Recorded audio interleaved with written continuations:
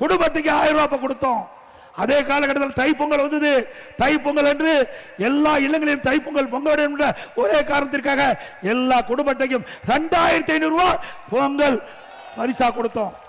அப்போ ஸ்டாலின் சொன்னாரு, ஏன் 2500 ரூபாய் கொடுக்குறீங்க, 5000 ரூபாய் கொடுன்னு சொன்னாரு ஸ்டாலின் அவர்கள். திரு ஸ்டாலின் அவர்களே, தைப்பொங்கல் வர இருக்குது.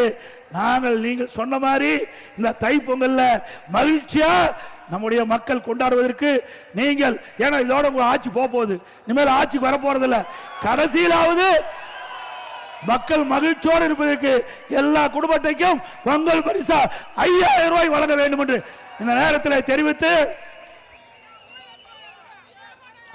விலைவாசி விண்ணை முட்டுகின்ற அளவுக்கு உயர்ந்து போச்சு. திமுக ஆட்சியில எப்பொழுதெல்லாம் திமுக ஆட்சி வருதோ அப்பெல்லாம் விலைவாசி உயர்ந்துடும், ஏழை மக்கள் கடுமையா பாதிக்கப்பட்டுருவாங்க.